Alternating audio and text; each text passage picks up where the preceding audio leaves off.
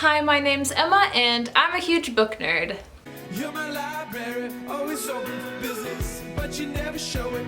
You're just sitting with it, but I know the score, and you're killing. It is time to talk about the top 10. Do I have 10 books on this list? Let's check that. 1, 2, 3, 4, 5, 6, 7, 8, 9, 10. Yes. The top 10 books of 2017. Maybe I should put these in the order that I read them? That might be a good idea. I'm so prepared for this video. Can you tell? You know what? I don't remember what order I read these in. Oh, I should put them in the order of like worst to best, you know? Okay, we're gonna do that. Now I have everything in order. All right, so number 10, I chose Everything Everything by Nicola Yoon, and I loved this book. I'm a little, it's one of those ones where I'm like a little bit ashamed that I loved it, but like the twist I loved. A lot of people hated it. They were like, the ending ruined the book. I disagree. I think the ending made the book, but maybe that's because I don't like YA romances very often. So I was like, yes, change it up, be different. I also think the cover is beautiful. I read this book all in one sitting and raved about it. So this is kind of more like a feelings motivated one where I was just like, yes, immediate visceral reaction. Whoa. So yeah, that's why that one got 5 stars and why it made it to this list somehow.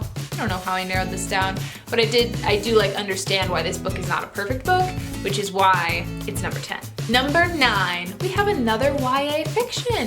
Shocking, I know, truly. It's Highly Illogical Behavior by John Corey Whaley. I loved this book. I would not have read it if it wasn't for a recommendation from my playwriting teacher, but this book was amazing. I listened to it on audiobook and then I bought a version for myself because I loved it so much. And this is like a really cool copy too. I love like the size of this. It's small. I really like the size. It's a random thing to like, but I'm into it. This book is about a boy named Solomon who has a debilitating fear of leaving his house. So he literally stays inside all the time. And then this girl, Lisa, decides to like take him on as her project, which is problematic, but don't you worry, that is addressed. And she like befriends him, becomes his friend, and you know, things go on from there. And he has to kind of deal with this fear of never leaving the house, and I thought it was handled really well. It's like it's about anxiety basically, and I thought it was handled really, really well.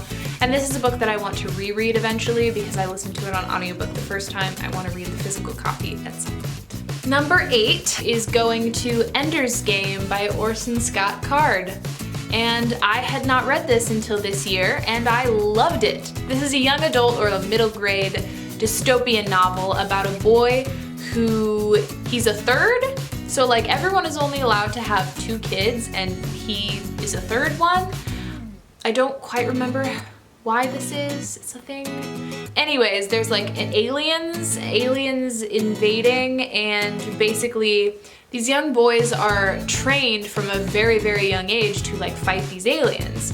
And I think that's all that I'll say because there's it's really fun to like learn about the world as you read, I always think with fantasy, but this was so good. I loved it. I highly recommend this, especially for younger readers. I loved it. Number 7 is Sweet Bitter by Stephanie Danler, and I loved this book. I mean, of course I loved all these books. Why do I keep saying that? Ugh.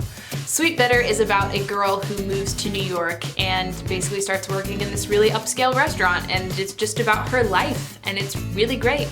I think this for me was a very atmospheric read. I really, really loved the atmosphere of the restaurant, of New York City, of working in New York City as a young person, and I really liked the main character. I felt like I could relate to her. It was just really beautiful the way it was written, and like I could see everything, you know. It was one of those really, really great atmosphere type things, and it made me just want to like become a wine connoisseur and a cheese connoisseur and like be fancy and like soak in a bathtub that sits in the middle of my kitchen. Like, you know, long story short, it's great. You should read it. Number 6 is It by Stephen King.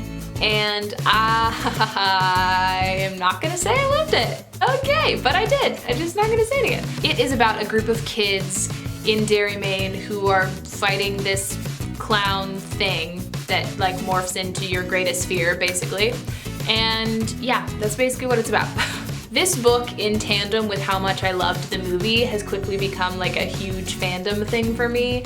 I am just obsessed with the entire Losers Club. All of them are amazing, and I've started like listening. I read this over the summer in a physical copy, and now I'm listening to the audiobook because I'm crazy.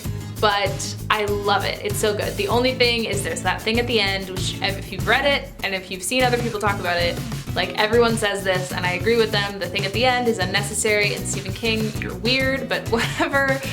The rest of the book is amazing and I love it, so yes. Number 5 is Ready Player One by Ernest Cline. And this book is just everything nerdy and 80s. So Ready Player One is about a world in which there's like no room to do anything anymore, so everyone goes online to the Oasis, which is basically an online world where they can like live their dream life pretty much. And the man who created the Oasis is holding a competition basically that whoever finds this Easter egg that he's hidden in the game will basically inherit his fortune. So it's very like Willy Wonka and the Chocolate Factory kind of thing.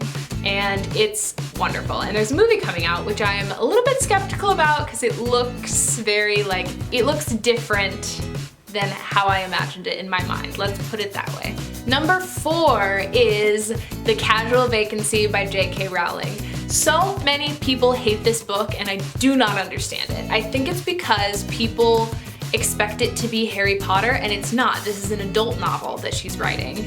It's very character focused and she's following a certain number of people, and like not a ton of action happens, but you get really invested in the characters. So if you're someone who needs plot driven, you're not gonna like this. But if you're someone who loves character driven stuff, this book is incredible. It's beautiful, it's very British. It's basically just about politics in this tiny town and death.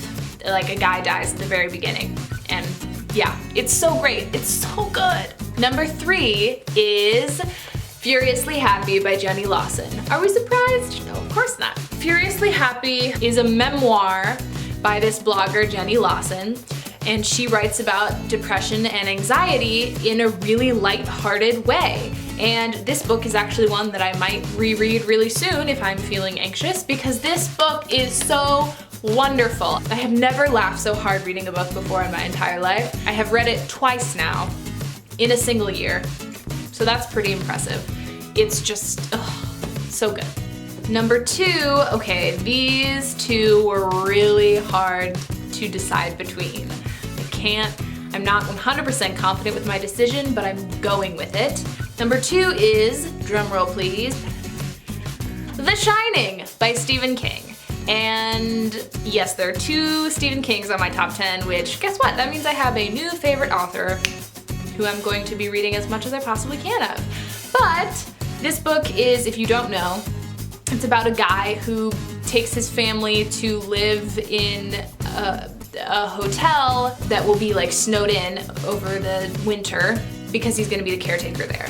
And it's basically about how he starts to go crazy when they're snowed in, and it's so good. If you have watched the movie and you haven't read the book, then I want to shame you right now, because the book is so different from the movie. So different. I hate the movie as an adaptation of the book, if that makes sense. The movie by itself is a beautiful piece of art, you know? But as an adaptation of this book, it is not the same thing, and I am mad about it. But this book is incredible, and if you have watched the movie and you don't want to read the book because you can't do the like watch the movie and then read the book thing, still read this book. It's so different, so much better. It's basically a metaphor for alcoholism, and it is one of the best books I've ever read in my entire life, which is one of the reasons why I am having a really hard time between these 2 books.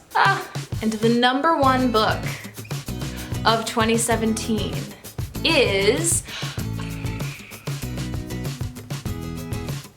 The Unlikely Pilgrimage of Harold Fry by Rachel Joyce. And I chose this book because this was basically an incredibly meditative, beautiful, heartbreaking, therapeutic experience reading this. This book is about a man who's like in retirement, just sitting at home, and he receives a letter from one of his old friends who's dying of cancer.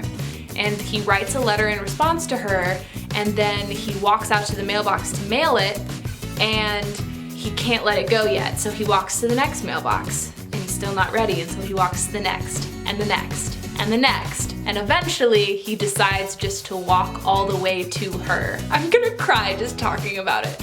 But it is so beautiful, and his journey is just magical because he truly believes that as long as he keeps walking, she's gonna live.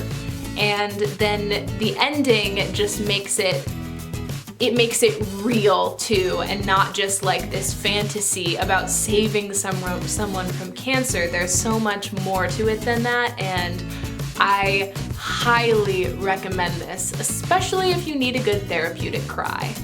So those are my top 10 of 2017. I hope you've enjoyed. Please like and subscribe and comment your favorite books of 2017 down below, and I will see you in the next video.